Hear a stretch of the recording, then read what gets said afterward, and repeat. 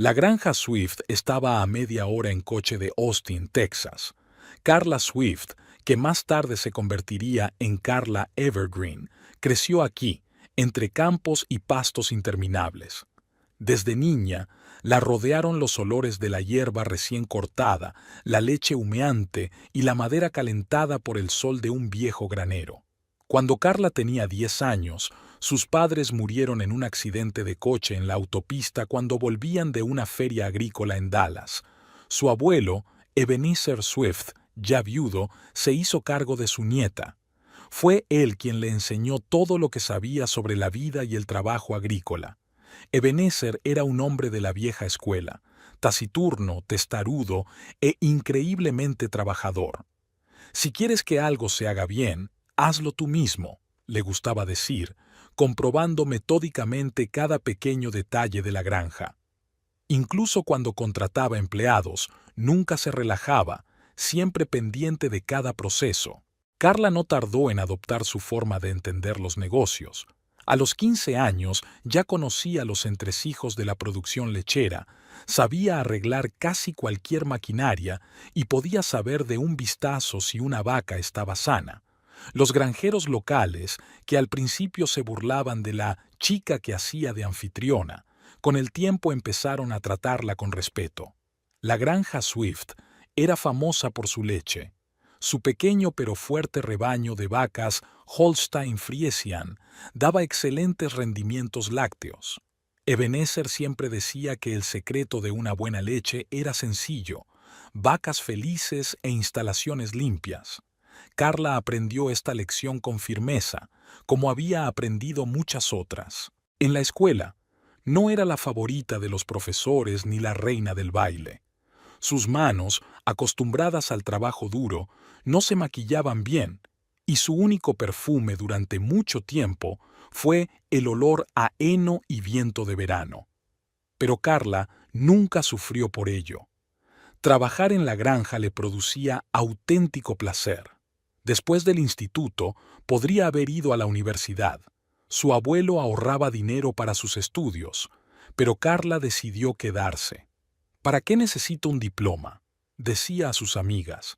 Ya tengo una profesión y el trabajo de mi vida. Ebenezer no comentó su decisión, solo abrazó más fuerte a su nieta por los hombros. A los 40 años, Carla se había convertido en una auténtica granjera. Conocía el valor del trabajo duro y sabía tomar decisiones difíciles. Su carácter, como el de su abuelo, era inquebrantable, pero no rígido. Los trabajadores la respetaban por su imparcialidad y su capacidad para asumir cualquier tarea. Exteriormente, se parecía poco a la típica granjera tejana de los folletos publicitarios. Alta, enjuta, con un bronceado perpetuo y movimientos rápidos y seguros. Llevaba el pelo corto para que no le estorbara en el trabajo. Vaqueros y camisas de cuadros, porque es cómodo, sin maquillaje. No hay tiempo para maquillarse cuando hay que levantarse a las 5 de la mañana. La granja era su vida, su pasión y su futuro.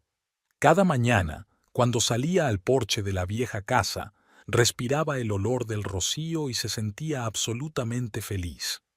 Este era su mundo, claro, correcto y honesto.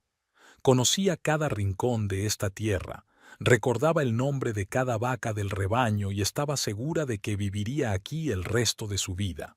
Carla nunca aspiró a casarse. Si aparece el hombre adecuado, bien; si no, viviré así, decía a sus pocas amigas cuando intentaban presentarle al próximo buen chico. No creía en los romances de las novelas de amor, prefería las cosas sencillas y comprensibles. Eso era lo que había sido antes de conocer a Colin Evergreen, una mujer que se mantenía firme sobre sus pies y sabía exactamente lo que quería de la vida. Nada hacía pensar que su vida fuera a cambiar. Pero ya se sabe que al destino le gusta dar sorpresas incluso a quienes no las necesitan en absoluto. Colin Evergreen se presentó en Swift Farm en plena primavera. Llegó en un flamante Ford azul con el logotipo de la empresa lechera en la puerta, vestido con un traje planchado, completamente fuera de lugar aquí. Carla estaba terminando de comprobar el sistema de refrigeración de la unidad lechera cuando él entró, con cuidado de no ensuciarse los lustrosos zapatos. El representante de Texas Dairy Products parecía un hombre que no hubiera visto una granja de verdad en su vida. Se movía inestablemente de un pie a otro, claramente temeroso de estropearse los pantalones, y miraba con recelo a los trabajadores que pasaban a su lado. Carla no pudo contener una sonrisa al ver su confusión. «Señorita Swift», le tendió la mano, pero la retiró rápidamente al notar los restos de aceite de máquina en las palmas. «Solo Carla», respondió ella, limpiándose las manos con un trapo. Colin empezó a hablar de las ventajas de trabajar en su empresa, pero se distrajo con el ruido de la maquinaria y el mugido de las vacas. Ebenezer, al oír el ruido, salió de su despacho. Escuchó en silencio la propuesta del joven, le hizo algunas preguntas precisas sobre los precios y las condiciones del contrato, y luego le invitó bruscamente a quedarse a comer. «No se pueden mantener conversaciones de negocios con el estómago vacío», declaró. Durante el almuerzo, Colin se fue relajando poco a poco. Resulta que creció en los suburbios de Houston, en una familia de maestros de escuela. Llegó al negocio de los productos lácteos por casualidad. Un amigo le sugirió que probara suerte en las ventas. Pensé que sería fácil, recorrer las tiendas y ofrecer leche, pero resultó que hay que entender todo el proceso de producción, admite. Carla se dio cuenta de que bajo la fachada oficial había un interlocutor bastante interesante. Colin sabía escuchar y hacer las preguntas adecuadas. Estaba realmente interesado en el proceso de producción de leche y Carla, sin esperarlo, le hizo un pequeño recorrido por la granja. «Y este es nuestro orgullo, Betsy». Carla le condujo hasta un corral donde pastaban unas grandes vacas blancas y negras. «La mejor productora de leche del condado». Colin acercó cautelosamente la mano al hocico del animal, y Betsy hundió su húmeda nariz en la palma de su mano de forma amistosa. «Te ha reconocido», sonrió Carla. «¿Y tú?», preguntó Colin de repente, mirándola a los ojos. Su primera cita fue una semana después de firmar el contrato. Colin trajo los documentos y, como si nada, invitó a Carla a cenar en la ciudad. Ella aceptó, sorprendida por su decisión. Hablaron en el restaurante hasta la hora de cierre. Resultó que tenían mucho de qué hablar además del trabajo. Colin viajaba a la granja más a menudo de lo que exigía el trabajo. A veces se quedaba sentado en el despacho, observando cómo Carla se ocupaba de sus asuntos. «Eres como un director de orquesta», dijo una vez, «dirigiendo esta elaborada orquesta, y todo obedece a tu ritmo». Carla se limitó a desentenderse, pero le gustó la comparación. Ebenezer observó el desarrollo de su relación en silencio. Una tarde llamó a su nieta a su despacho. «Es urbano», dijo el abuelo, fumando su pipa. «Creciendo en el asfalto, nunca entenderá la tierra». Carla permaneció en silencio, pero se dio cuenta de que su abuelo podía tener razón.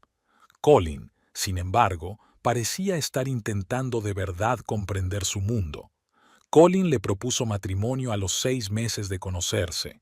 Sin pompa ni romanticismo, simplemente le preguntó durante la cena si quería ser su esposa. Carla dijo que sí con la misma facilidad. Ninguno de los dos era propenso a los gestos estridentes ni a las ceremonias fastuosas. La boda fue modesta, solo amigos íntimos y familiares. Colin insistió en que la ceremonia se celebrara en la granja, lo que le valió a Ebenezer una mirada de aprobación. Carla llevó un sencillo vestido blanco y añadió a su ramo flores silvestres recogidas por la mañana en el prado. Después de la boda, se mudaron a la casa Swift. Carla no podía abandonar la granja y a Colin no parecía importarle.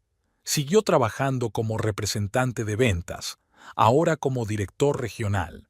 Su carrera iba viento en popa. La empresa valoraba su capacidad para conectar con los agricultores. Al principio, su matrimonio parecía la unión perfecta. Colin aportaba una nueva corriente de vida a la mesurada vida de la granja, nuevas ideas para el desarrollo del negocio, conexiones en la ciudad, una visión moderna de la gestión. Carla, por su parte, era el ancla que mantenía la granja a flote. Por las tardes se sentaban a menudo en el porche a hablar del día anterior. Colin hablaba de las noticias de la ciudad, de los planes de la empresa y de las nuevas tecnologías de producción lechera. Carla compartía los éxitos de la granja, los problemas con la maquinaria, historias sobre los trabajadores y los animales. Ebenezer a veces se unía a ellos, dando caladas silenciosas a su pipa y, de vez en cuando, insertando un comentario acertado. Un año después de casarse, empezaron a hablar de ampliar la producción. Colin se ofreció a pedir un préstamo y modernizar el equipo, pero Ebenezer se opuso. No se puede arriesgar algo que se ha construido durante generaciones, dijo. Carla se debatía entre su marido y su abuelo, dándose cuenta de la razón de ambos. Los campesinos recibieron a Colin con recelo. Para ellos seguía siendo un forastero, un hombre de ciudad que decía las palabras correctas pero no conocía la tierra. Pero eso no parecía importarle. Pasaba la mayor parte del tiempo viajando por negocios de la empresa. Al final de su segundo año de matrimonio, Carla empezó a notar que Colin se quedaba en la ciudad cada vez más a menudo. Sus historias sobre el trabajo eran cada vez más breves y su capacidad para conectar con los granjeros ya no parecía tan genuina. Pero ella lo achacaba al cansancio y a problemas laborales. Todos tenemos nuestras malas rachas. Ebenezer observaba todo esto con ansiedad. «Fíjate bien, niña», le dijo a su nieta, «el aire de la ciudad cambia a la gente». Pero Carla no quería escuchar. Estaba segura de que ella y Colin tenían algo más que un matrimonio de conveniencia, una causa común, planes comunes, un futuro común. La granja seguía viviendo su vida, medida y predecible. Las vacas daban leche, los trabajadores cumplían con sus obligaciones, la maquinaria se averiaba y era reparada. Carla estaba absorta en su trabajo, intentando no darse cuenta de cómo su marido estaba cambiando poco a poco, o tal vez no estaba cambiando en absoluto, sino que se estaba convirtiendo en él mismo, despojándose de la máscara que una vez le había ayudado a ganarse el corazón de la casera de los Swift. Capítulo 3. Grietas. En los primeros años después de la boda, la vida en la granja Swift fluyó como si nada. Colin se esforzaba por formar parte de aquel mundo. El trabajo sucio no le era ajeno, era capaz de encontrar puntos en común con la maquinaria y no le asustaba el trabajo físico. Una noche, cuando su mejor vaca tuvo un parto difícil, pasó varias horas en el establo con Carla y el veterinario, ayudando a parir al ternero. Al día siguiente, acalambrado y privado de sueño, condujo hasta una importante reunión en la ciudad. Ebenezer, que al principio había desconfiado de su yerno, empezó a relajarse poco a poco. Le impresionó especialmente la forma en que Colin había reconstruido el motor de su Ford, él solo en el corral. Un hombre que sabe trabajar con las manos no puede estar completamente perdido, comentó el viejo después del incidente. Pero poco a poco, tan lentamente que nadie se dio cuenta al principio, algo empezó a cambiar. Tal vez fueran los frecuentes viajes de negocios. Colin viajaba cada vez más a las grandes ciudades por motivos de trabajo. Tal vez fuera el hecho de que su carrera estaba despegando y cada vez pasaba más tiempo en oficinas que en granjas. O puede que el entusiasmo inicial empezara a decaer, como suele ocurrir. En primer lugar, dejó de reparar él mismo el coche y lo llevó a un taller. «No tengo tiempo», le explicó a Carla. Luego empezó a faltar cada vez más a las cenas familiares y a salir hasta tarde por la ciudad.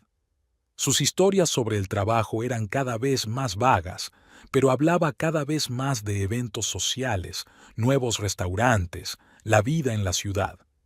Carla se dio cuenta de que su marido vestía diferente. Atrás habían quedado las camisas de cuadros y los vaqueros viejos, sustituidos por trajes caros y zapatos a la moda. Empezó a perfumarse. El sutil aroma francés parecía ajeno a los olores de la granja. Incluso su forma de hablar cambió. Nuevas palabras, un toque urbano, un ligero esnobismo hacia la vida en el campo. Una noche volvió especialmente tarde, oliendo a whisky caro. «Sabes», le dijo a Carla, «hoy he estado en una presentación en el Hilton. Había gente de Europa. Tendrías que haber visto cómo viven. Y aquí estamos, entre estiércol y heno». Carla guardó silencio, pero las palabras le dolieron. Colin aparecía cada vez menos en las dependencias, prefería pasar el tiempo en la oficina. Cuando se averiaba la maquinaria, ya no tenía prisa por ayudar en las reparaciones. Llamaba a mecánicos de fuera de la ciudad. «Nos lo podemos permitir», dice. «No se trata de dinero», replicaba Carla, pero él ya no sabía a qué se refería. En el 5.º año de matrimonio hubo sequía. La granja se las arreglaba. Los Swift siempre tenían pienso y un buen sistema de riego. Pero Colin empezó a hablar de vender parte de las tierras. «Es insostenible tener tantos pastos. Puedes invertir en valores, es más seguro». Ebenezer, al oír esta conversación, se limitó a negar con la cabeza. Carla notaba cómo su marido arrugaba la nariz al oler el ensilado, con qué remilgo se sacudía los zapatos al salir del establo, cómo se irritaba cuando los trabajadores acudían a él en busca de soluciones. Hablaba cada vez con más frecuencia de la necesidad de modernizar la granja, de hacerla más moderna. Había una nota de condescendencia en su voz cuando hablaba a sus socios de la ciudad sobre nuestro negocio familiar. Rara vez se sentaban juntos en el porche por las tardes. Colin prefería pasar el tiempo en su despacho, frente al ordenador, estudiando los informes bursátiles o manteniendo correspondencia con sus socios. Si Carla hablaba de la granja, él asentía distraído, pensando claramente en algo propio. Los trabajadores de la granja ya se habían dado cuenta del cambio.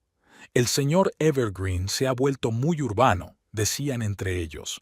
Colin ya no participaba en las comidas comunales, prefería comer solo o en la ciudad. Había dejado de estrechar la mano de los mecánicos y ganaderos y ahora se limitaba a un breve movimiento de cabeza. Ebenezer lo observaba con ansiedad. Su aprobación inicial había sido sustituida por recelo. «No se puede confiar en un hombre que se avergüenza del trabajo honrado», le dijo una vez a su nieta. Carla defendía a su marido, hablando de estrés y fatiga, pero en el fondo sabía que su abuelo tenía razón. Colin empezó a hablar cada vez más de mudarse a la ciudad. «Podrías contratar a un administrador de fincas», le dijo a Carla. «No tienes que ocuparte de todo esto tú sola». Ella no podía explicarle que la granja no era solo un negocio, era una forma de vida, una parte de sí misma. Él ya no entendía esas cosas. Sus fines de semana juntos se hicieron cada vez más raros. Colin encontraba razones para quedarse en la ciudad, hablaba de reuniones importantes, de la necesidad de mantener contactos comerciales. Cuando venía a la granja, pasaba la mayor parte del tiempo en la casa, quejándose del polvo y el ruido de la maquinaria. Su armario estaba lleno de grandes marcas. Ahora prefería los restaurantes caros a los restaurantes sencillos, y las conversaciones sobre el ganado y la producción de leche se sustituían cada vez más por discusiones sobre los precios de las acciones y las nuevas oportunidades de negocio. La granja parecía haberse convertido en una desafortunada necesidad, un recuerdo de un pasado que intentaba dejar atrás. Un día, durante una cena familiar, empezó a hablar de su reciente viaje a París. «Eso sí que es vivir de verdad», dijo entusiasmado. «Cultura, arte, buena comida, no este perpetuo cavar en la tierra». Ebenezer se levantó silenciosamente de la mesa y se marchó. Carla miró a su marido y no reconoció en aquel hombre señorial y engreído al Colin del que una vez se había enamorado. En su ausencia, fue como si la granja suspirara de alivio. Los trabajadores ya no se esforzaban por cumplir sus nuevas poemas. Carla podía dedicarse a sus asuntos sin tener que escuchar constantes sugerencias sobre reestructuración y optimización. Incluso las vacas parecían estar más tranquilas cuando el dueño no estaba. Barbara Jean apareció en Austin en primavera, cuando la ciudad florecía. Había venido en el marco de un programa de intercambio cultural, supuestamente para estudiar la experiencia estadounidense en la organización de mercados agrícolas. Alta, esbelta, con una mata de pelo rojizo y un ligero acento francés, atrajo inmediatamente la atención de la comunidad empresarial local. Su primer encuentro con Colin fue en una cena de negocios organizada por la Cámara de Comercio. Barbara estaba sentada a 2 asientos de él, hablando de granjas francesas y de lo bonita que era la Provenza. Colin no podía apartar los ojos de ella. Parecía la personificación de la vida con la que había empezado a soñar últimamente. Barbara hablaba de su familia, de la bodega cerca de Burdeos, del pequeño castillo rodeado de viñedos, de cenas y reuniones sociales. En sus historias, incluso el trabajo en la granja parecía diferente, más elegante, de alguna manera. En nuestro caso, se llama agroturismo, dijo, estirando las palabras de forma perfecta. La gente paga mucho dinero para ver cómo se hace el vino. Después de cenar, Colin se ofreció a llevarla al hotel. Por el camino, hablaron de la diferencia entre el enfoque europeo y el americano de la agricultura. Barbara habló con condescendencia de las granjas de Texas. Demasiado rudimentarias, demasiado primitivas. Colin asintió con la cabeza. Al día siguiente se encontró con ella, por casualidad, en una cafetería cercana a la oficina de la empresa lechera. Barbara estaba sentada en una mesa junto a la ventana, removiendo elegantemente su café con una cuchara. Su blusa de seda y sus pendientes de perlas parecían inapropiadamente lujosos para un simple café, pero eso fue lo que llamó la atención. Empezaron a verse en actos de negocios. Barbara tenía el don de aparecer exactamente donde estaba Colin. ¡Ah, qué casualidad!, exclamaba, moviendo sus largas pestañas. Poco a poco, los encuentros se hicieron más frecuentes y menos casuales. Colin encontraba cada vez más motivos para quedarse en la ciudad. Barbara sabía escuchar, o al menos crear la ilusión de un oyente atento. Asentía con simpatía cuando Colin se quejaba de la vida en el campo, del olor a estiércol y de madrugar. «Monsieur Colin», le dijo, «se merece usted algo mejor. Un hombre tan refinado no debería vivir en los barrios bajos de Texas». En las conversaciones con ella, Colin se sorprendía a sí mismo embelleciendo cada vez más su papel en el negocio. En sus relatos, Swift Farm se convirtió en una gran empresa agroindustrial, y él mismo pasó a ser no solo un representante de ventas, sino director regional de desarrollo. Barbara parecía vivir en un mundo diferente, un mundo de restaurantes caros, exposiciones de moda y reuniones sociales. Podía pasarse horas hablando de boutiques parisinas, catas de vino y de lo maravillosa que era la vida en Europa. Sus historias hipnotizaban a Colin y le hacían olvidar la realidad. En las reuniones de negocios siempre aparecía con trajes nuevos de diseñadores famosos. «Ah, esto solo es un vestidito de Chanel», le decía despreocupada. Colin empezó a darse cuenta de lo provinciano que parecía su propio armario. Pronto adquirió varios trajes caros. A Barbara le gustaba hablar de cultura y arte, aunque sus conocimientos en estos campos eran más bien superficiales. Podía confundir a Monet y Manet, pero pronunciaba sus nombres con un acento tan encantador que no parecía importarle. Colin empezó a comprar álbumes de arte y entradas para la ópera. Intentaba hablar de forma diferente en su presencia, eligiendo palabras más refinadas, tratando de imitar un tono social. Barbara alentaba estos intentos, llamándole tan europeo. Le enseñó a sostener correctamente una copa de vino y a distinguir entre los distintos tipos de queso. «Ya ves», le dijo, «siempre has tenido ese aire sofisticado». Su piso en el centro de Austin estaba amueblado con un gusto que a Colin le parecía el colmo de la sofisticación. Muebles antiguos, imitaciones baratas en realidad, reproducciones impresionistas en las paredes, el sutil aroma del perfume francés. Todo ello creaba la ilusión de la vida con la que había empezado a soñar. Poco a poco, sus encuentros se hicieron más personales. Cenaban en restaurantes apartados, paseaban por calles tranquilas, hablaban del futuro.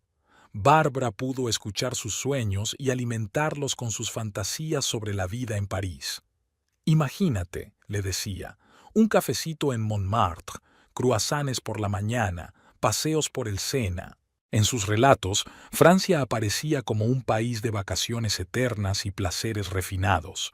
Guardaba silencio sobre el hecho de que su castillo familiar no era más que una vieja granja, y su vieux, una pequeña parcela de tierra con algunas hileras de viñas. Pero Colin nunca trató de verificar sus historias. Encajaban demasiado bien con sus sueños. Bárbara nunca preguntó por Carl. Si Colin mencionaba a su mujer, ella desviaba hábilmente la conversación hacia otro tema. En su mundo no había sitio para una simple granjera, como llamaba mentalmente a Carla. El propio Colin rara vez pensaba en casa, prefería sumergirse en el ilusorio mundo del chic francés. Ella sabía cómo crear la impresión de casualidad en todo. Encuentros fortuitos, roces fortuitos, cumplidos fortuitos. Pero detrás de esta aparente espontaneidad había un claro cálculo. Bárbara veía en Colin su billete hacia una vida mejor y metódicamente le llevó a tomar una decisión que les cambiaría a ambos. Ebenezer Swift empezó a rendirse imperceptiblemente. Primero empezó a despertarse un poco más tarde de lo habitual. Luego dejó de revisar él mismo los potreros lejanos, dejándoselo a los trabajadores. Su andar, siempre firme y seguro, se hizo un poco más lento, pero su carácter seguía siendo el mismo. Revisaba los informes meticulosamente, daba consejos precisos y podía pasarse horas sentado en su despacho planificando el trabajo de la granja. Carla notó estos cambios, pero trató de no mostrarlo. Simplemente empezó a visitar a su abuelo más a menudo, a llevarle documentos para que los firmara, a aconsejarle sobre pequeñas cosas, no porque ella necesitara consejo, sino para que él se sintiera necesario. Ebenezer lo comprendió, pero aceptó la preocupación de su nieta con la misma dignidad silenciosa con la que hacía todo en su vida. Era respetado por todos los jornaleros, desde el viejo Jim, que había trabajado aquí con los padres de Carla, hasta los jóvenes recién llegados a la granja. Cuando Ebenezer aparecía en el granero o en los fosos de ensilado, el trabajo parecía fluir más suavemente por sí mismo, no porque exigiera u ordenara, sino porque nadie quería defraudar al viejo. A sus 92 años, aún recordaba la historia de cada pedazo de tierra de la granja. Por aquí, decía señalando el prado del norte, tu bisabuelo hizo el primer surco, y allí, junto al arroyo, tu padre y yo cavamos el primer pozo. Para él, la granja era algo más que tierra y edificios. Era la historia familiar, impresa en cada piedra y cada árbol. Cuando cayó enfermo, fue de repente. Una mañana no salió a desayunar y cuando Carla fue a verle, lo encontró en la cama, pálido pero tranquilo. Supongo que me ha llegado la hora de descansar un poco, dijo con esa misma risita suya que se le notaba ligeramente. Carla llamó al médico, pero en el fondo ya lo sabía. Su abuelo estaba cansado de vivir. Nunca se quejaba del dolor, a pesar de que los médicos decían que debía de ser intenso. Seguía interesándose por los asuntos de la granja, me pedía que le llevara informes y rendimientos lecheros. Incluso en la cama era el mismo Ebenezer Swift, un hombre acostumbrado a tener el control. Los empleados venían a visitarle, de uno en uno, tímidos y arrastrando los pies junto a su cama. Encontró las palabras adecuadas para cada uno, dónde alabar, dónde regañar, dónde aconsejar. y todos se iban con la sensación de que el viejo amo seguía ocupándose de la granja, de que todo iba bien. Carla pasaba todo su tiempo libre con él. A veces se quedaban en silencio, no necesitaban palabras para entenderse. A veces el abuelo contaba historias del pasado, cómo sobrevivieron a la sequía de los años 60, cómo lucharon contra el banco que intentó quitarles las tierras, cómo se alegraron con el primer tractor. Sus relatos daban vida no solo a la historia de su familia, sino a la de la agricultura de Texas. Colin rara vez aparecía por la habitación de su abuelo. Decía que estaba ocupado, que tenía reuniones importantes, pero Carla se daba cuenta de que se sentía incómodo cerca de un moribundo. Ebenezer no comentaba la ausencia de su yerno, solo a veces lanzaba una mirada atenta a su nieta, como si quisiera decir algo, pero se contuviera. Una semana antes de morir, llamó a Carla y le habló largo y tendido de la granja. No sobre la producción de leche y los beneficios, sino sobre el alma de este lugar, sobre la responsabilidad con la tierra y la gente que la trabajaba. «Recuerda, chica», le dijo, «una granja no es solo un negocio, es algo vivo, que se siente cuidado y traicionado». Carla asintió, tragándose las lágrimas. En los últimos días había caído a menudo en el olvido, pero incluso entonces seguía preocupándose por los negocios. «Comprueba el Prado Sur», murmuró medio dormido. «La valla está débil allí». Carla lo comprobó. Efectivamente, los postes empezaban a pudrirse. Incluso muerto, el abuelo seguía siendo el amo. Se fue en silencio mientras dormía. Una mañana, cuando los primeros rayos de sol empezaban a atravesar las cortinas, no se despertó. Su rostro estaba tranquilo. Parecía dormitar, pensando en otro plan para mejorar la granja. La noticia de su muerte recorrió la granja en un santiamén. Los trabajadores se reunieron fuera de la casa, en silencio y sin sombreros. El viejo Jim lloraba sin pudor. Incluso las vacas parecían sentir algo aquel día. La producción de leche era más baja de lo habitual. Carla aguantó. Organizó el funeral, aceptó condolencias, se aseguró de que el trabajo en la granja no se detuviera. Su abuelo no habría aprobado el tiempo de inactividad. Solo por la noche, sola en su habitación, se permitió llorar, recordando todo lo que él le había enseñado. Ebenezer Swift vivió una larga vida y murió tan honrosamente como vivió, sin rendirse, sin quejarse, preocupándose hasta el final por el trabajo de su vida. Dejó tras de sí no solo una granja sólida, sino el recuerdo de un hombre que nunca traicionó sus principios. Todo en su despacho permanecía como estaba. El viejo sillón de cuero, el escritorio desgastado, los libros de registro que llevaba con su propia mano. Carla no se atrevía a cambiar nada. El espíritu de Ebenezer Swift parecía seguir aquí, custodiando la granja y a sus habitantes. El día era claro y tranquilo, uno de esos días de otoño en los que el cielo parece especialmente alto y el aire hormiguea de clara pureza. La iglesia de San Miguel, la pequeña iglesia metodista donde Ebenezer había sido bautizado 80 años antes, apenas podía albergar a toda la gente que había venido a despedirse. Carla recibió a la gente en la entrada. Se mantenía erguida y serena con su vestido negro y encontraba las palabras adecuadas para cada uno. Los labradores venían en familias, las esposas con vestidos oscuros, los niños callados y desacostumbradamente aseados. El viejo Jim subió cojeando los escalones y la abrazó en silencio. Había más apoyo en su abrazo que en cualquier palabra de condolencia. Colin se mantuvo un poco apartado, como si actuara de anfitrión, pero Carla notó sus miradas impacientes al reloj. Su nuevo traje negro parecía poco apropiado para una iglesia rural. De vez en cuando miraba el teléfono, a pesar de que Carla había pedido a todos que lo silenciaran. Las primeras filas estaban ocupadas por campesinos y sus familias, una jerarquía tácita que todos entendían y aceptaban. Detrás se sentaban los granjeros vecinos, los empresarios locales, todos aquellos que conocían y respetaban a Ebenezer Swift. El sacerdote, el reverendo Anderson, comenzó el servicio. Su voz suave sonaba tranquila y segura. Llegó cuando el reverendo habló de la trayectoria vital de Ebenezer. El crujido de la pesada puerta de roble hizo que todos se giraran. Barbara Jean entró en la iglesia con un vestido de novia blanco de larga cola, un fino velo y un ramo de lirios blancos en las manos. Durante un segundo se hizo el silencio más absoluto. Luego se oyó un suspiro general en la iglesia, mezcla de indignación, conmoción e incredulidad.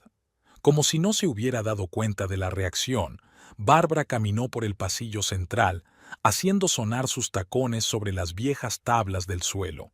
Su aspecto estaba calculado hasta el último detalle, desde su perfecto peinado hasta la leve sonrisa que dibujaban sus labios pintados. La señora Johnson, la esposa del mecánico jefe, lanzó un sonoro gemido y se persignó. Una de las mujeres maldijo en voz baja. El sonido resonó claramente bajo las bóvedas de la iglesia. Los niños miraron boquiabiertos a la Ilse hasta que sus madres los volvieron hacia el altar. Bárbara se acercó a la primera fila, donde estaba sentada Carla. «Qué pena lo de ese viejo», dijo con fingida compasión y un tenue acento francés. Había una mueca de desprecio mal disimulada en su voz. Se volvió hacia Colin y le tendió la mano. «Ven, cariño, esto está muy cargado». Colin se levantó.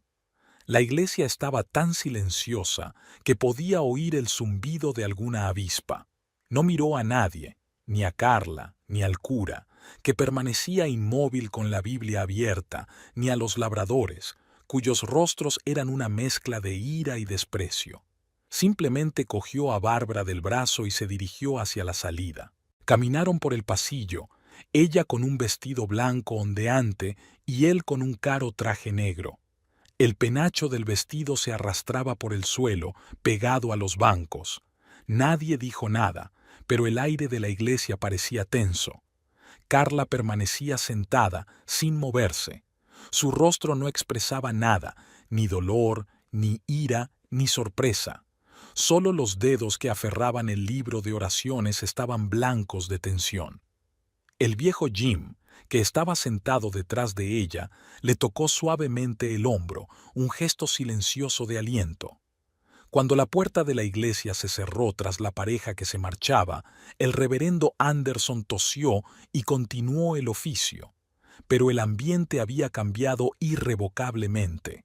Ya no se trataba solo de un funeral, sino de un momento en el que toda la congregación era testigo de una traición tan desvergonzada que rayaba en el sacrilegio. Después del servicio, en la comida conmemorativa en el centro comunitario, nadie mencionó directamente lo que había sucedido, pero todos se sintieron obligados a acercarse a Carla, a decirle unas palabras de ánimo, a demostrarle que no estaba sola.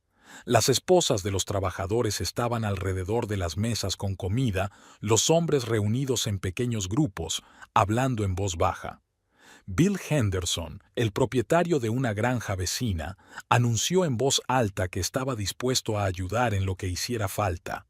Recibió el apoyo de otros granjeros. El banquero local, el señor Patterson, se llevó a Carla aparte y le aseguró que todos los préstamos agrícolas se mantendrían en las mismas condiciones. Sabemos que la granja Swift está en buenas manos. Los trabajadores se acercaron a Carla uno por uno. Nadie dijo mucho, pero había apoyo en cada mirada, en cada apretón de manos. «Estamos con usted, señorita Carla», dijo en voz baja el joven Tim, nuevo en la granja. «Díganos lo que necesita». Los demás asintieron. Las mujeres la rodearon de una protección invisible pero fiable.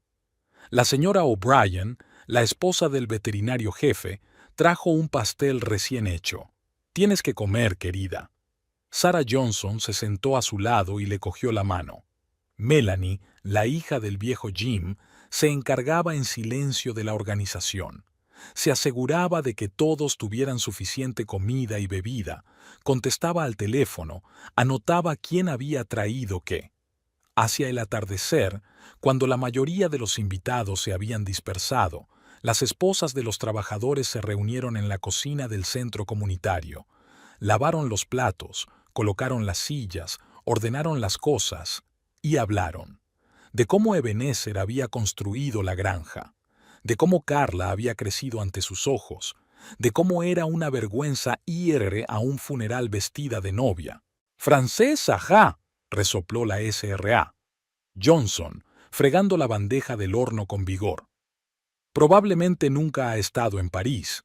Yo la he visto así, solo vestidos y perfume y un viento en la cabeza». Los demás asintieron, pero nadie habló en voz alta. No era ese tipo de día. A última hora de la tarde, cuando Carla volvió por fin a casa, había gente esperándola en el porche. Varias familias de trabajadores habían decidido, sin consenso, pasar la noche en la casa. «Todo vale», explicó el viejo Jim. «No es bueno que la casera esté sola en un día como hoy». A Carla no le importaba. Realmente no quería estar sola en ese momento. Su dormitorio daba al Prado Norte, el mismo donde su bisabuelo había arado su primer surco. A la luz de la luna, podía distinguir las siluetas de las vacas pastando como manchas oscuras sobre la hierba plateada. En algún lugar, a lo lejos, se oía el traqueteo de un generador diésel. La granja vivía su habitual vida nocturna, pasara lo que pasara. Mientras tanto, un coche caro circulaba a toda velocidad por la autopista que conducía a Austin. El vestido de novia blanco estaba tirado descuidadamente en el asiento trasero. Bárbara sonreía satisfecha mientras miraba por el retrovisor. Colin conducía, apretando el volante y mirando solo hacia adelante. No hablaron, ya estaba todo dicho. Nada había cambiado en el despacho de Ebenezer desde la última vez que había salido de allí. Carla se sentó en su silla, revisando los papeles del viejo secretaire. No buscaba nada en particular, solo intentaba sentir la presencia de su abuelo y averiguar qué hacer a continuación. Las monedas de oro las había encontrado por casualidad. Había un panel oculto en el cajón inferior del secretaire. Carla lo había golpeado mientras guardaba viejos recibos. Detrás del panel había una cajita de galletas Dutch Mill, de las que se horneaban en la ciudad en los años 50. Había monedas en la caja, viejas, pesadas, con perfiles apenas legibles de gobernantes muertos hacía mucho tiempo. Doblones españoles, louis-d'ors franceses, quidones ingleses, un pequeño tesoro coleccionado por varias generaciones de la familia Swift.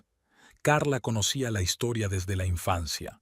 Su tatarabuelo, uno de los primeros colonos de la zona, había empezado a coleccionar monedas de oro antes de la Guerra Civil, no por codicia, sino por precaución.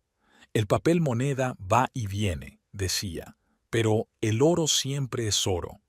Cada generación añadía algo a esta colección. El abuelo de Carla contaba cómo su padre había trocado algunas monedas a un comerciante que pasaba por allí durante la Gran Depresión. El hombre no conocía el verdadero valor del oro viejo. El propio Ebenezer añadió un par de ejemplares raros comprados a un numismático en los años 60. Las monedas nunca fueron solo dinero. Eran la historia de una familia, la encarnación material del trabajo y la perseverancia de varias generaciones. Cada moneda tenía su propia historia. Mi abuelo las recordaba todas y a veces se las contaba a su nieta en las largas tardes de invierno. Algunas monedas eran especialmente valiosas, no tanto por el oro como por su rareza. 3 doblones españoles de la época de Carlos IV, con un defecto de acuñación apenas perceptible, eran el orgullo de la colección. Ebenezer había dicho que solo quedaban unos pocos en el mundo. Carla cogió con cuidado una de las monedas. El oro estaba caliente, como si estuviera vivo. Recordaba a su abuelo enseñándole esas monedas cuando era niña, sin dejar que las tocara, pero sí que las mirara. «No es solo dinero», le decía. «Es un recuerdo, de los que vinieron antes que nosotros, que construyeron esta granja, que creyeron en el futuro». La colección era conocida entre los lugareños, no en detalle, pero todos sabían que los Swift tenían algunas monedas antiguas. Ebenezer nunca ocultó su existencia, pero tampoco hizo alarde de ellas. Para él, era una herencia familiar que había que conservar y transmitir. Carla hojeó las monedas y un plan se formó lentamente en su mente. No era malvado ni vengativo, solo justo, pensó. Recordó cómo Colin se había interesado una vez por las monedas, no por su historia, sino por su valor. Recordó la expresión de sus ojos cuando su abuelo mencionó el valor de las piezas raras. Los 3 doblones yacían en la palma de su mano, pesados, como si estuvieran cargados de una vieja tristeza y una nueva determinación. Carla conocía cada rasguño de su superficie, cada rasgo de la acuñación. Recordaba a su abuelo explicándole por qué estas monedas eran especialmente valiosas para los coleccionistas. Se levantó de la mesa y se acercó a la ventana. Más allá del cristal se extendía una granja, ahora su granja. En algún lugar de la ciudad, Colin y Barbara probablemente estaban haciendo planes para una nueva vida. Bueno, ella también podía hacer planes. Después de todo, era nieta de Ebenezer Swift, un hombre que nunca hacía nada a medias. Carla envolvió cuidadosamente las 3 monedas en suave gamuza. Devolvió el resto de su colección a la caja y la escondió en otro lugar. Tenía sus propios escondites en esta vieja casa. Luego se sentó ante el escritorio de su abuelo y empezó a escribir una declaración para la policía. Su letra era firme, sus palabras seguras y claras, sin histeria, sin acusaciones, solo hechos, sobre la colección de monedas antiguas, sobre su valor histórico, sobre el hecho de que tras la muerte de su abuelo las 3 piezas más valiosas habían desaparecido. Cuando terminó de escribir, volvió a leer la declaración. Todo estaba redactado de forma clara y concisa, tal y como le había enseñado su abuelo. Nunca actúes deprisa, solía decir. Un buen plan es aquel que puedes pensar con calma de principio a fin. Al atardecer, se sentó en el porche durante largo rato, contemplando la puesta de sol. En algún lugar de la casa sonaba un viejo reloj, el mismo que había medido el tiempo durante generaciones de vencejos. Carla pensó en su abuelo, en sus lecciones, en cómo le había enseñado a ser fuerte.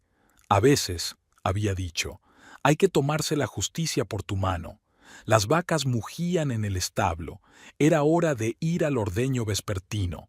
Carla se levantó y se cuadró de hombros. Tenía una granja que mantener. Había gente que creía en ella.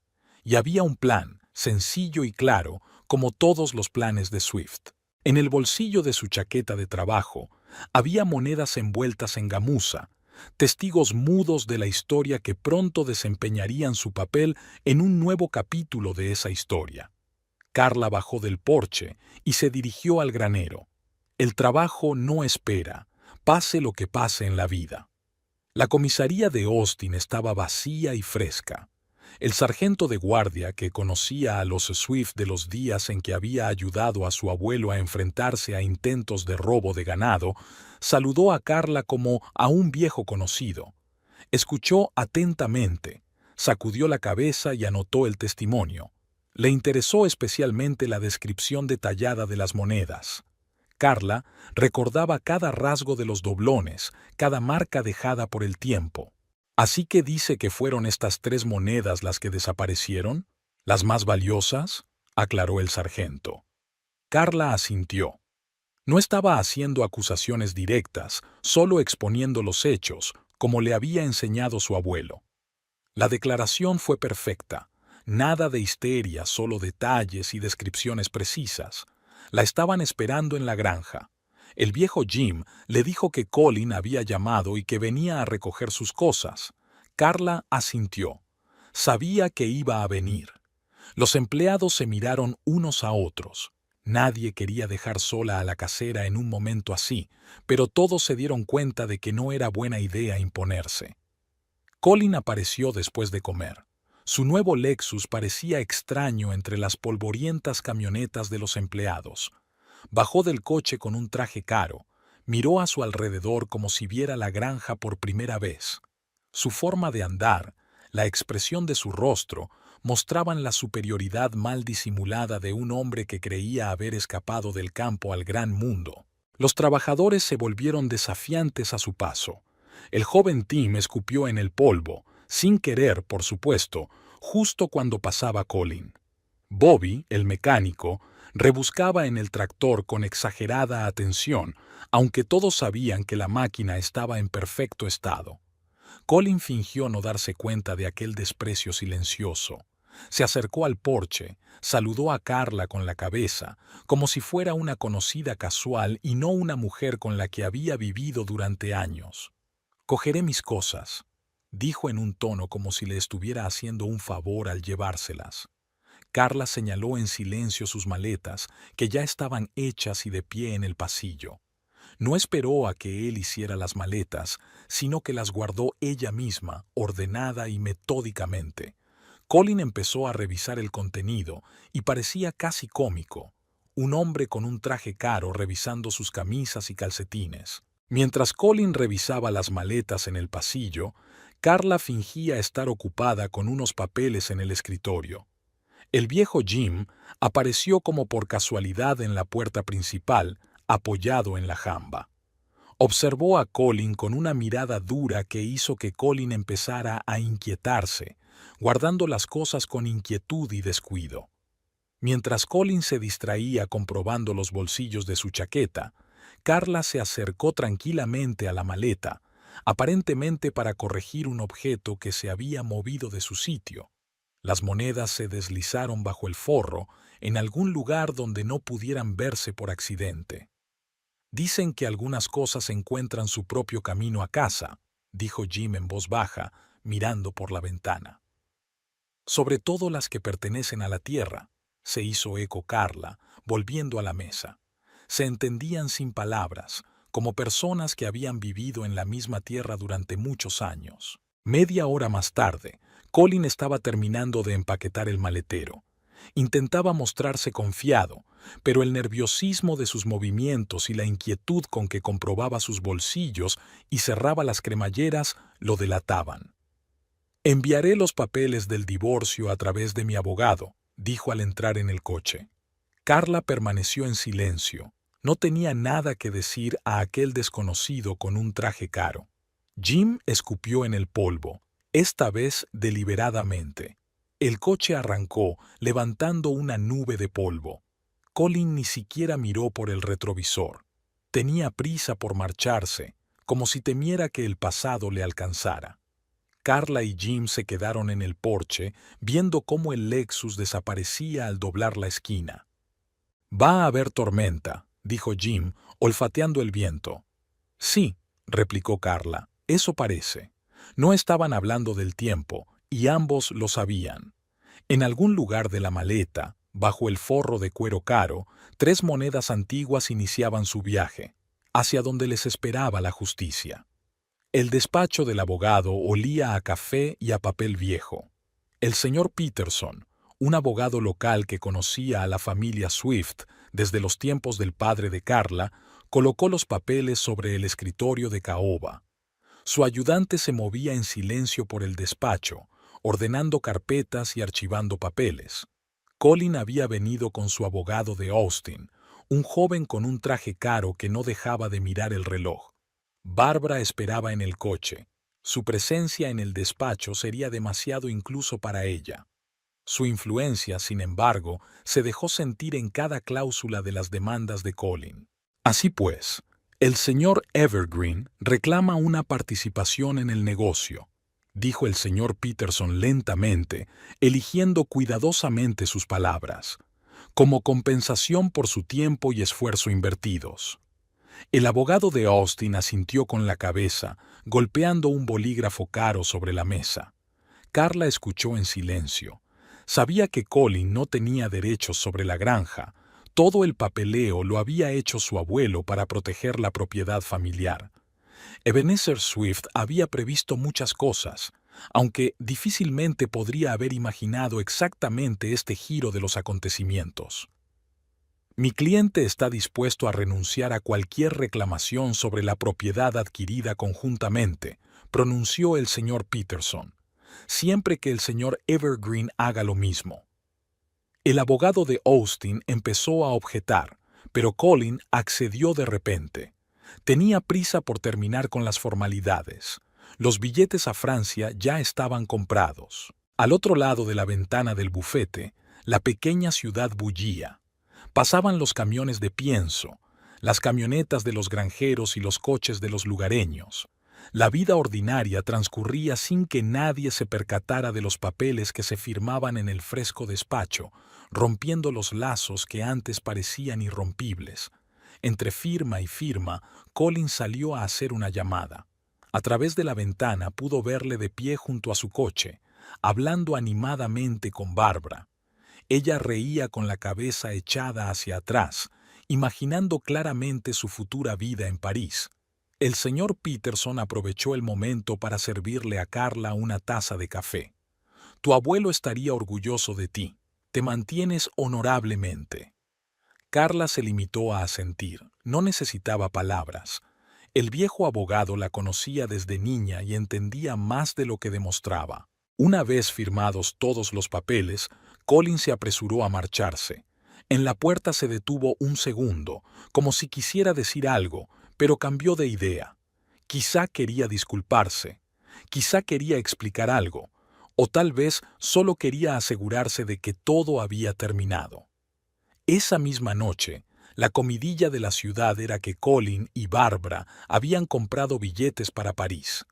En una pequeña agencia de viajes de la calle principal, Bárbara discutía en voz alta con el agente sobre hoteles y restaurantes, nombrando nombres franceses con un acento exagerado. Colin estaba a su lado, sonriendo como un hombre que por fin ha conseguido todo lo que quería. Estaban planeando un gran viaje, primero París y luego el sur de Francia, donde supuestamente vivía la familia de Bárbara. Bárbara les hablaba a todos del castillo familiar, de los viñedos y de las viejas tradiciones. Colin escuchaba estas historias con el entusiasmo de un hombre que nunca había estado en el extranjero y creía cada palabra. En el café del pueblo donde almorzaron, Bárbara entretuvo a Colin con historias de la vida que les esperaba. La camarera que les traía el café escuchaba retazos de conversación sobre boutiques de moda, sobre galerías de arte, sobre reuniones sociales. Colin absorbía ávidamente cada palabra, como si intentara olvidar cuanto antes su vida pasada. Habían reservado una habitación en un hotel caro de París. Bárbara había insistido en que fuera el Ritz. La primera impresión es muy importante, dijo mientras hojeaba los folletos. Colin no discutió. Había dejado de discutir con ella, confiando plenamente en su gusto y experiencia. Bárbara compraba ropa cara en las tiendas de Austin. No puedes presentarte en París vestido como un granjero de Texas. Colin pagaba obedientemente las facturas sin arrugar la nariz ante los precios. La tarjeta de crédito estaba al rojo vivo de compras. Trajes, camisas, zapatos. Bárbara lo elegía todo ella misma, moldeando a Colin hasta convertirlo en el hombre que quería a su lado. Hicieron grandes planes. Bárbara habló de las conexiones de su familia en el negocio del vino, de oportunidades de inversión, de perspectivas en el comercio internacional. Colin escuchaba, asentía y soñaba, con una vida sin olor a ensilado ni mugidos de vacas, donde no hay necesidad de levantarse antes del amanecer y juguetear con la maquinaria, donde todo es bello, refinado y respetable. En el bar del hotel, donde celebraron el final del proceso de divorcio, Bárbara habló de su mansión en los suburbios de Burdeos. Estaba tan absorta que empezó a confundir los detalles. Habló de 3 plantas, luego de 2, después recordó el inexistente invernadero. Pero Colin no se dio cuenta de estas incoherencias. Estaba demasiado absorto en el sueño de una nueva vida. Planeaban marcharse dentro de una semana. Bárbara insistió en volar en clase preferente. Hay que acostumbrarse a cierto nivel. Colin aceptó, aunque eso supusiera un importante agujero en sus ahorros. Confiaba, sin embargo, en que todo ese gasto se amortizaría cuando empezaran su nueva vida en Francia. En los últimos días antes de su partida, apenas habían estado en la pequeña ciudad cercana a la granja. Pasaron el tiempo en Austin, en restaurantes y tiendas caras. Barbara enseñaba a Colin la pronunciación correcta de las palabras francesas, le hablaba de etiqueta, de las normas de comportamiento en la alta sociedad. Él lo asimilaba todo al vuelo, intentando deshacerse rápidamente de cualquier rastro de su pasado granjero. Por las noches se sentaban en el bar de un hotel caro, bebían vino francés y hacían planes. Barbara hablaba de las recepciones que organizarían, de la gente con la que se relacionarían, de una vida llena de refinados placeres. Colin escuchaba, y sus ojos se iluminaban con ese brillo especial que tienen las personas que creen en un hermoso cuento de hadas. Barbara Jennings estaba de pie frente al espejo de su habitación de hotel, escrutando su reflejo. No, esta blusa no era adecuada para volar a París. Demasiado sencilla, demasiado americana. Tiró la blusa despreocupadamente a la creciente pila de ropa que iba a dar a la asistenta. Colin había ido al banco, algo sobre transferencias de dinero y cuentas internacionales. Barbara no se interesaba por esas minucias. Estaba más interesada en saber si tendría tiempo de concertar una cita con su peluquero antes del vuelo. En París tendría su propio estilista, por supuesto, pero la primera impresión era muy importante. Hojeó una revista de papel satinado y vio fotos de mansiones en los suburbios de París. En algún lugar, entre aquellas lujosas casas, Colin y ella encontrarían su lugar. Barbara imaginó cómo recibiría a los invitados en el elegante salón. Tendría que encargar los muebles adecuados de inmediato. Esos americanos no entendían nada de estilo. Sonó el teléfono, un mensaje de la prima Marie. ¿Estás segura de ese americano? Barbara arrugó la nariz. Marie siempre había sido una pesada. Siempre dudando, siempre haciendo preguntas incómodas. Gran cosa. Había exagerado el tamaño de la casa familiar en Burdeos, pero Colin es tan manejable. Una criada llamó a la puerta, trayendo el champán que había pedido. Barbara sacó un pintalabios del bolso. No se puede beber champán con los labios sin pintar, es indecente. Se pintó los labios con diligencia, faltándole solo un poco. En París, la maquillaría un profesional. Colin volvió del banco con cara de preocupación. Dijo algo sobre tipos de cambio y restricciones en las transferencias. Barbara no le hizo caso. Estaba ocupada haciendo una lista de restaurantes que deberían visitar en la primera semana. En algún sitio había leído que en Maxim's había que reservar mesa con un mes de antelación. Tendría que acordarse de recordárselo a Colin. Las maletas se estaban llenando de ropa nueva. Barbara insistía en una revisión completa del guardarropa. «No puedes parecer un tejano en París», repetía mientras obligaba a Colin a probarse otro traje. Las dependientas la miraban con mal disimulado escepticismo cuando hablaba de la moda francesa, pero ¿qué más daba? En unos días estaría en París. Esa noche cenaron en el mejor restaurante de Austin. Barbara habló en voz alta de su finca familiar, confundiendo los detalles pero compensándolo con entusiasmo. El camarero trajo la carta de vinos, y ella se pasó un buen rato eligiendo vinos, pronunciando los nombres con tal acento que los franceses no habrían entendido ni una palabra. Por la noche, Barbara no podía dormir. Imaginaba cómo pasearían por los Campos Elíseos, se sentarían en los cafés de la calle, irían a las boutiques. Ya se veía a sí misma con un elegante vestido de alta costura y un perrito en brazos. Me pregunto qué raza es mejor elegir. Tendría que consultarlo con el conserje del Ritz. Por la mañana envió a Colin a comprar maletas nuevas. Las viejas no parecían lo bastante elegantes. Louis Vuitton o nada, dijo rotundamente. Se quedó en la habitación hojeando revistas e imaginando cómo decoraría su futura casa parisina. Tal vez deberían contratar a un diseñador, solo a un francés de verdad, claro. El pasaporte con el nuevo visado estaba en la mesilla de noche, y Barbara comprobaba periódicamente si seguía allí. A veces le parecía que todo aquello era un sueño, que estaba a punto de despertarse en su pequeño piso de las afueras de Lyon, donde había vivido toda su vida antes de venir a Estados Unidos. Pero no, era real. Billetes pagados, hotel reservado, maletas casi hechas.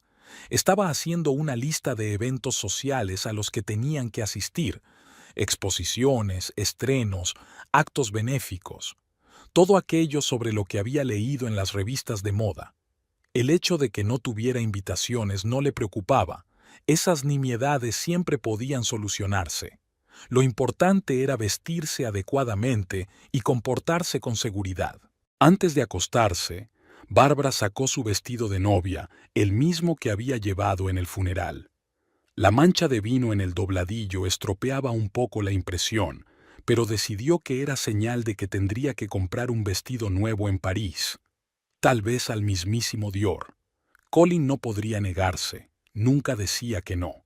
El aeropuerto internacional de Austin bullía con el ajetreo habitual. Bárbara corretea entre las tiendas libres de impuestos, probándose gafas de sol y perfumes. Colin comprobaba metódicamente los documentos, pasaportes, billetes, impresiones de las reservas de hotel. Su equipaje ya había pasado por facturación. 6 flamantes maletas Louis Vuitton repletas de pertenencias y sueños de una nueva vida. ¿Señor Colin cree que sirven champán en el avión? Bárbara se colgó de su brazo, agitando sus nuevas gafas de sol. En clase preferente, por supuesto, contestó él distraído, revisando de nuevo sus papeles. Algo le preocupaba, pero no sabía qué era. En el control de pasaportes les pararon. El funcionario miró los documentos durante demasiado tiempo y luego miró a Colin. «Un momento, señor». Levantó el auricular del teléfono y pronunció unas palabras en voz baja. Bárbara golpeó impaciente el suelo con el pie. «Señor Evergreen». Los 2 agentes de aduanas aparecieron como de la nada. «Acompáñenos, por favor.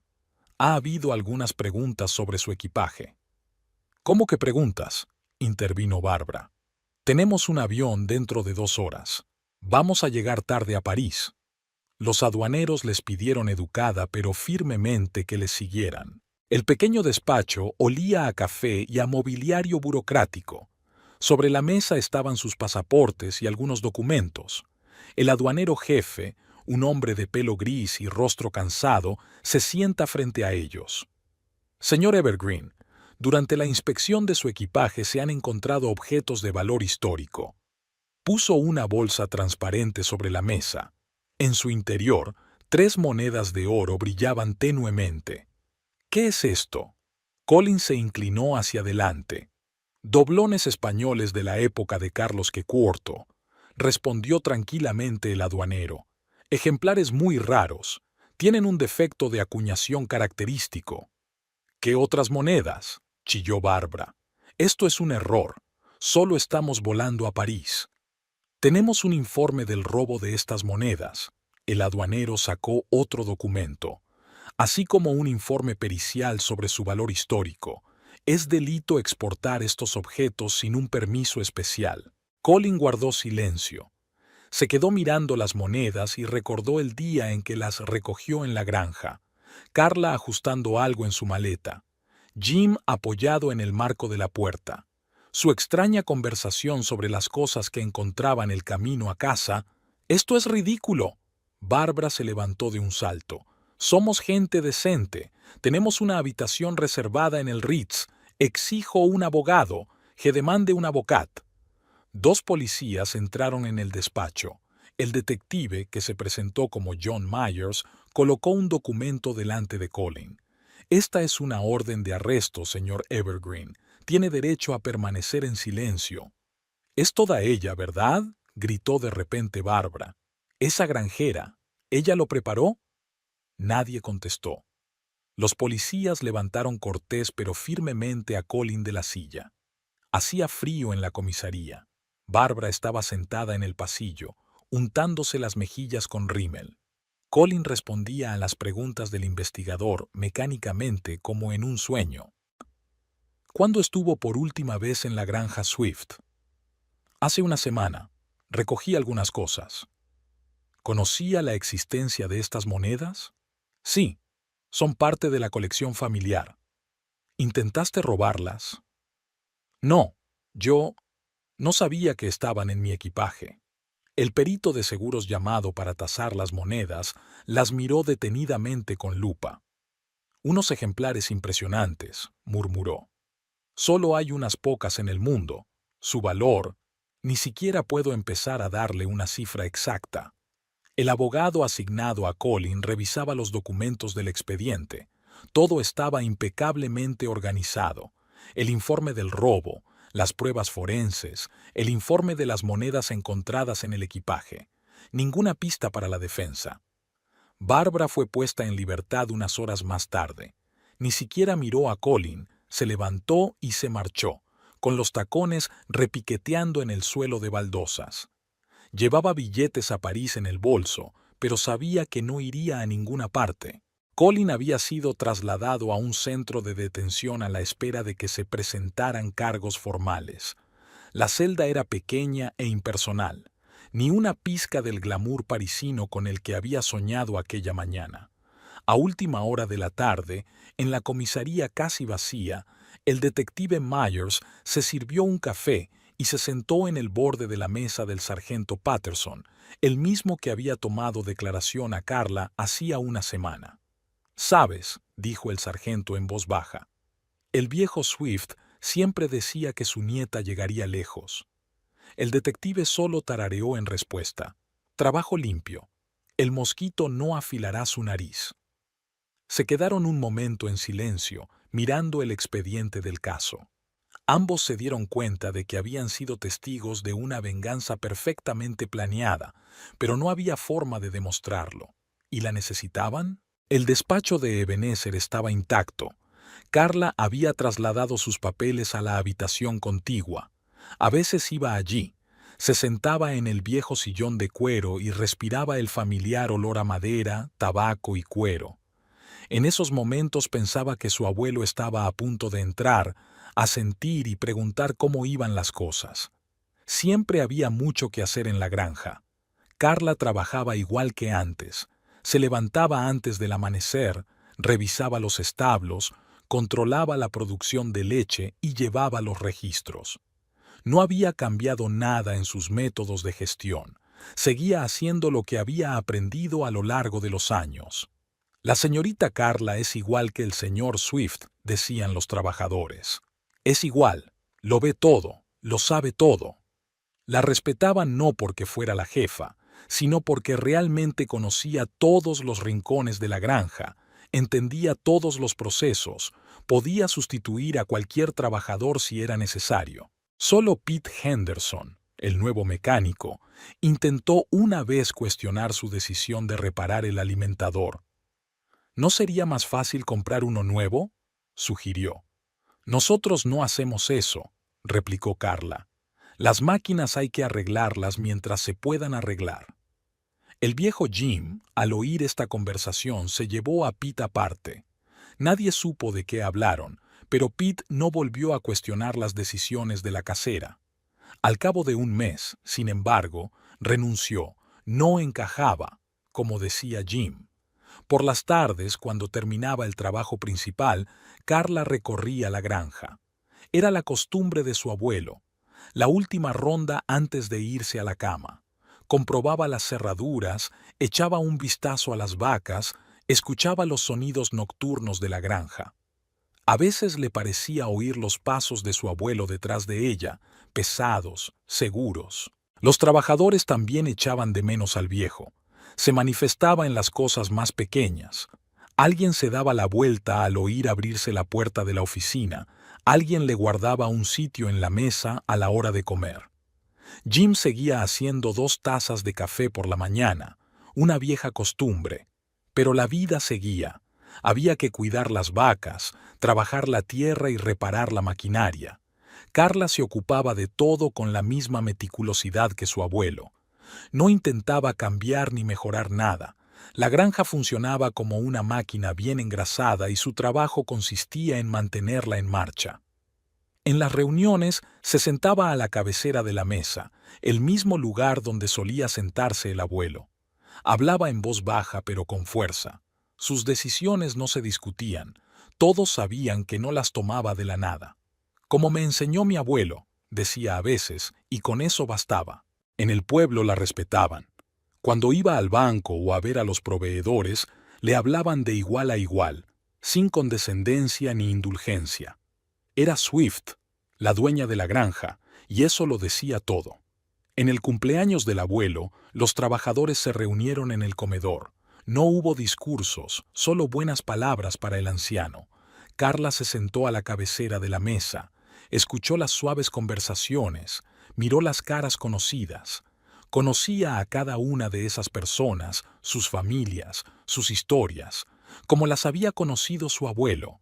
El señor Swift estaría orgulloso de ti, le había dicho Jim una vez. Carla se limitó a asentir, no necesitaba palabras, solo hacía lo que tenía que hacer, lo que su abuelo le había enseñado, lo que era correcto para esta tierra y esta gente. La granja vivía su vida, mesurada, correcta, comprensible. Todo el mundo aquí conocía su lugar y su negocio.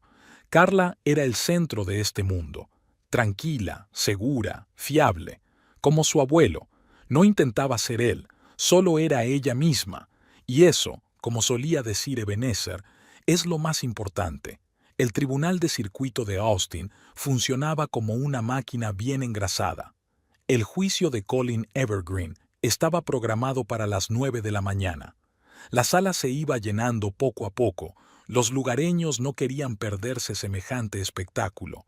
La historia del robo de monedas antiguas y la huida frustrada a París estaba en boca de todos. Bárbara estaba sentada en la última fila, envuelta en un pañuelo de seda y retratando diligentemente la indiferencia.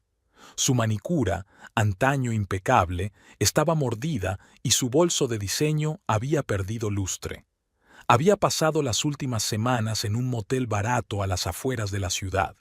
El dinero se le esfumaba rápidamente y todos sus intentos de ponerse en contacto con sus OGKAOM en Francia habían resultado previsiblemente inútiles. Colin parecía perdido con su traje, antes caro pero ahora arrugado. 2 semanas en el centro de detención no habían sido en vano. Estaba demacrado, con ojeras. Su abogado, un joven de la Oficina de Asistencia Jurídica Gratuita, examinaba nerviosamente los papeles. El fiscal fue breve y preciso. Las monedas se encontraron en el equipaje del acusado. Un peritaje confirmó su valor histórico. El hecho del robo estaba documentado. El intento de exportar ilegalmente bienes culturales es evidente. Leyó los documentos con voz uniforme, mirando de vez en cuando al jurado. ¿Acusado Evergreen se declara culpable? La voz del juez retumbó en la silenciosa sala.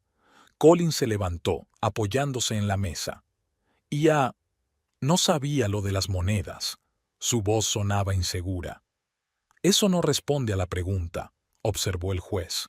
No, señoría, no lo admito. Bárbara resopló tan fuerte que varias personas se volvieron. Desafiante, sacó un pintalabios en polvo y empezó a corregirse el maquillaje, pero las manos le temblaban visiblemente. Su testimonio había sido grabado durante la investigación. Juraba no saber nada de las monedas y era la primera vez que oía hablar de ellas. Los testigos se turnaron. Los funcionarios de aduanas describieron el procedimiento de inspección y descubrimiento de las monedas. El experto habló largo y tendido sobre el valor histórico de los doblones. El investigador leyó los informes de los interrogatorios. Todas las pruebas formaban un cuadro perfecto del delito. La defensa parecía patética.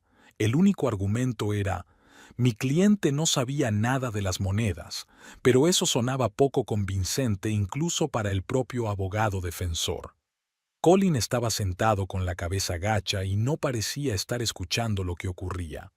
Sus sueños parisinos se desmoronaban como un castillo de naipes.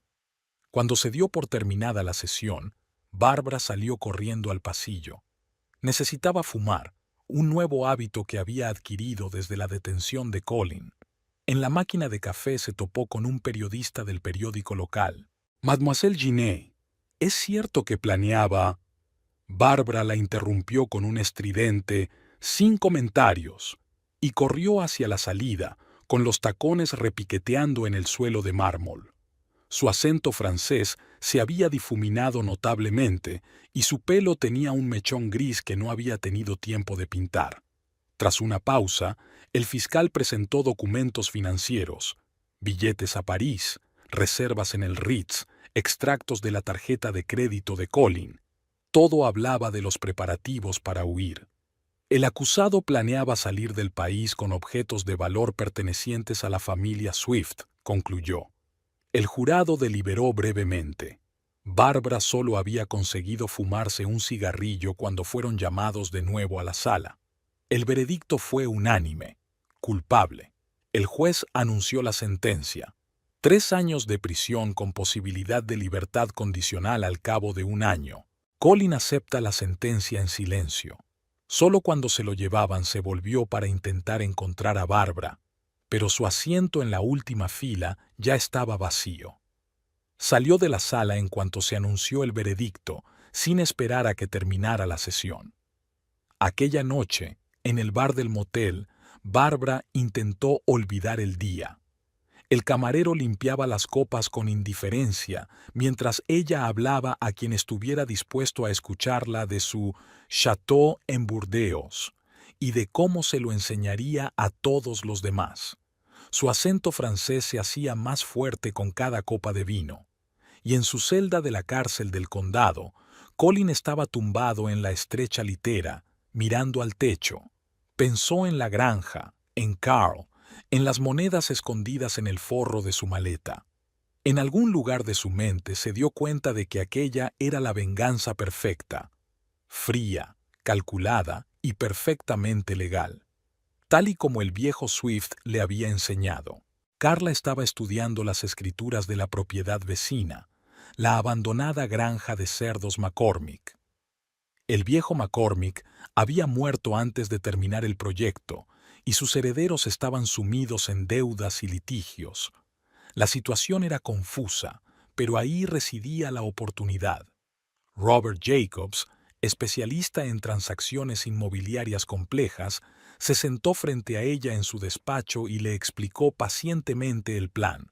Un préstamo garantizado por una parte de una granja en funcionamiento, una compra de las deudas de los McCormick y, a continuación, un arrendamiento con derecho a compra. Sus largos dedos se deslizaban sobre los documentos, señalando claramente los puntos clave. «Hay un riesgo», dijo con su característica voz baja, «pero es calculable». Sus fríos ojos grises reflejaban interés profesional.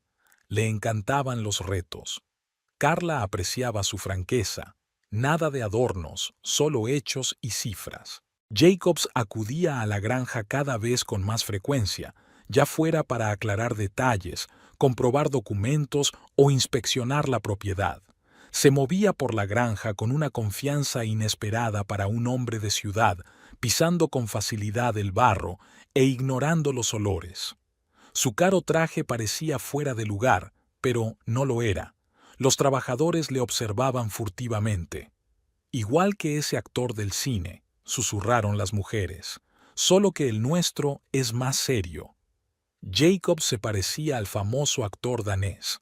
Los mismos rasgos faciales afilados, la misma mirada penetrante. Pero, a diferencia del personaje de la película, no estaba actuando, era real. En una de las reuniones, Jacobs detectó un error en los cálculos del contratista que intentó inflar el presupuesto. «O corriges los números o demando a tu empresa», le dijo tranquilamente. No era una amenaza, solo una afirmación. El contratista palideció y corrigió el presupuesto. Carla apreciaba su profesionalidad. Nunca llegaba tarde. Siempre estaba preparado y su documentación era impecable. Cuando hablaba de trabajo, sus ojos se iluminaban con un fuego especial. Le encantaban las combinaciones complejas, los acuerdos multipaso, las soluciones poco convencionales. Un día se quedó hasta tarde revisando otra serie de documentos. Carla preparó café. Ya sabía que él lo tomaba solo, sin azúcar. Estaban sentados en su despacho discutiendo los detalles del acuerdo cuando de repente él dejó de hablar y la miró largamente. El viejo Jim, que había captado la escena, sonrió entre dientes. Al día siguiente se acercó a Carla mientras comprobaba el funcionamiento del nuevo equipo de ordeño. «¿Sabes, chica?», le dijo, encendiendo su pipa, un hábito adquirido de su abuelo. «Ese abogado tuyo es el adecuado, no como otros». Carla quiso objetar, decir que Jacobs solo se ocupaba del trato, pero Jim sacudió la cabeza. «Llevo 40 años en esta granja, me doy cuenta». Dejó escapar una bocanada de humo. «Mira la tierra como tú, la evalúa, la calcula, la respeta. Un chico de ciudad, pero entiende». El acuerdo avanzaba. Jacobs desenredaba metódicamente los nudos legales, elaboraba planes de financiación, negociaba con bancos y contratistas. Cada vez con más frecuencia, Carla se encontraba esperando a que llegara, escuchando el sonido del coche que se detenía. Nunca hablaba de cosas personales, solo de trabajo, solo de negocios. Pero a veces, cuando estaban sentados revisando papeles, la mano de él le tocaba el brazo como por casualidad, o le sostenía la mirada un poco más de lo necesario, o se pasaba media hora más discutiendo detalles que podrían haberse resuelto por teléfono. Los empleados fingían no darse cuenta, pero cuando llegó Jacobs, el trabajo en la granja fue especialmente fluido. Las mujeres ordenaban la oficina con sumo cuidado. Los hombres se cuidaban de no hacer ruido con la maquinaria cerca de las ventanas. Todo el mundo se dio cuenta de que la señora podría estar ocupándose de su vida personal. Carla no hacía planes. Había aprendido a ser prudente después de la historia con Colin. Pero había algo en Jacobs, su franqueza, su profesionalidad, su capacidad para ver las cosas en su esencia, que le tocaba la fibra sensible. Era diferente, urbano, sí, pero, como le había enseñado su abuelo, lo más importante era que un hombre fuera real. Colin salió de la cárcel de madrugada. 1 año en libertad condicional por buena conducta. Intentaba ser el preso perfecto. Bárbara no se había reunido con él. Hacía tiempo que se había ido al oeste, llevándose lo que quedaba de sus ahorros. Carla sabía que vendría. En un pueblo pequeño todo el mundo lo sabe todo. Se reunió con él en la oficina. Parecía envejecido, descolorido, como si la cárcel se hubiera bebido todo el color de su aspecto, antes bien cuidado. Un traje barato, comprado en rebajas, le hacía parecer un vendedor ambulante de los que van de puerta en puerta con aspiradoras. «Tenía que venir», dijo, mirando a algún lado. «¿Por qué?», preguntó Carla en voz baja. «No lo sé. Quizá para disculparme, quizá para explicarme». «No hace falta», le cortó ella. «Ya se ha explicado y entendido todo». Se quedaron un momento en silencio. Fuera de la ventana, la granja era ruidosa. Los trabajadores preparaban la maquinaria para el ordeño vespertino. A lo lejos, las vacas mugían. Sonidos familiares, propios, los mismos de los que una vez había deseado escapar. «¿Sabes?», dijo Colin por fin. «Realmente te quería, ¿verdad? Por aquel entonces al principio». Carla asintió. «Lo sé. Es solo que amabas más tus sueños». Él se sacudió como si le hubieran dado un puñetazo. Ella siempre sabía cómo dar en el blanco. Era su último encuentro. Ambos se dieron cuenta. Colin se dio la vuelta y caminó hacia la salida, encorvado, perdido, en absoluto parecido al hombre seguro de sí mismo que una vez había llevado su corazón a la ciudad para romperlo por una hermosa ilusión. Una semana más tarde, Robert Jacobs apareció en la granja antes de lo habitual. Se dirigió directamente al taller donde el viejo Jim jugueteaba con el tractor. «Señor James», empezó formalmente, «me gustaría hablar con usted». Jim apartó la vista de su trabajo sorprendido. Jacobs, normalmente tan seguro de sí mismo, estaba claramente nervioso. Verá, continuó, eligiendo cuidadosamente sus palabras. Me gustaría pedirle su bendición, como el mayor de la familia. A Jim casi se le cae la llave inglesa. Este abogado de ciudad, con sus trajes perfectos y su fría confianza, ¿había venido a pedir la bendición de un viejo mecánico? Pero en los ojos de Jacobs se leía absoluta seriedad. La quiero, dijo Robert con sencillez, y respeto las tradiciones de esta tierra. Eres la persona más cercana a la familia. La conoces desde niño, tu opinión es importante. Jim tosió, tratando de ocultar su emoción. Por primera vez en años, no sabía qué decir. Esa noche, cuando Carla pasó a ver cómo iban las reparaciones, Jim todavía estaba en un leve estado de shock. ¿Sabes?, dijo, fumando su pipa. Ese Jacobs tuyo tiene razón, de pies a cabeza. Carla sonrió. Sabía que ese era el mayor elogio en boca del viejo mecánico. Robert le propuso matrimonio al día siguiente, sin demasiado romanticismo, directa y honestamente, como hacía con todo. Estaban junto al corral donde pastaban los terneros. Te quiero, dijo, y yo amo esta tierra. Cásate conmigo. Carla lo miró, alto, fuerte, absolutamente seguro de sus sentimientos. No le estaba prometiendo París y una vida hermosa. Le estaba ofreciendo compartir el presente con ella, el trabajo, las preocupaciones, las responsabilidades. Le ofrecía estar a su lado, en lo bueno y en lo malo, como dicen los viejos votos. La noticia corrió por toda la granja al instante. Los trabajadores sonríen, se felicitan, se dan palmadas en los hombros. Las mujeres se enjugaban furtivamente las lágrimas. Su ama había encontrado por fin la felicidad, correcta, real, tan fuerte como la propia tierra. La vida en la granja Swift continuó, como siempre, llena de trabajo, preocupaciones y planes para el futuro. Pero ahora había algo nuevo en ese futuro, la tranquila y profunda felicidad de dos personas que habían encontrado la una en la otra exactamente lo que buscaban.